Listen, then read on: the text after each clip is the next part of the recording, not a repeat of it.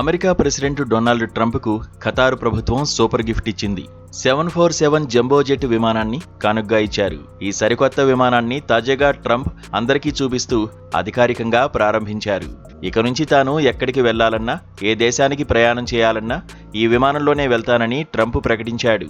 ఈ విమానంలో అధునాతన సదుపాయాలు, లోపల ఉన్న లగ్జరీ హంగులను చూసిన ట్రంప్ తెగ మురిసిపోయారు. దీనికి ఆయన ఏకంగా ఎగిరే వైట్ హౌస్ అని పేరు పెట్టేశారు. సాధారణంగా అమెరికా అధ్యక్షుడి అధికారిక నివాసం, అలాగే ఆఫీస్ను వైట్ హౌస్ అంటారు. కానీ ఈ విమానం లోపల కూడా అన్ని సదుపాయాలు ఉండడంతో దీనికి ఆ పేరు కరెక్ట్గా సరిపోతుందని ఆయన అన్నారు. ఈ విమాన పరిచయ కార్యక్రమం జాయింట్ బేస్ ఆండ్రూస్లో చాలా గ్రాండ్గా జరిగింది. ఈ విమానం గురించి ట్రంప్ చాలా ఆసక్తికరమైన విషయాలు పంచుకున్నారు. ప్రపంచంలోనే ఇంతకంటే లగ్జరీగా ఉండే విమానం మరొకటి లేదన్నారు.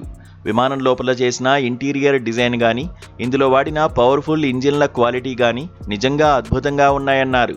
ప్రస్తుతం అమెరికా ప్రెసిడెంట్లు వాడుతున్న అధికారిక ఎయిర్ ఫోర్స్ 1 విమానం కంటే కూడా ఈ కొత్త జెట్ చాలా స్పీడ్గా వెళ్తుందని, చాలా ఎక్కువ దూరం సింగిల్ ఫ్లైట్లో ప్రయాణించగల సామర్థ్యం దీనికి ఉందని ట్రంప్ వివరించారు.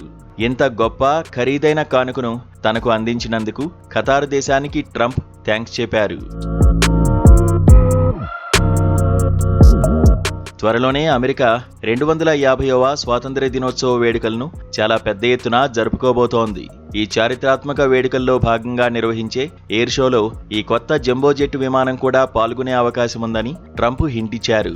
ఈ విమానం లోపల ఎలా ఉందనే విషయాలు బయటకు వచ్చాయి. ఈ విమానం లోపల కూర్చోడానికి చాలా మెత్తటి, హై క్వాలిటీ లెదర్ సీట్లను అరేంజ్ చేశారని తెలుస్తోంది. విమానం వాల్స్ మొత్తం లేత గోధుమ రంగులో ఉంటూ వాటికి గోల్డ్ షేడ్స్ అద్దినట్లుగా డిజైన్ చేశారు.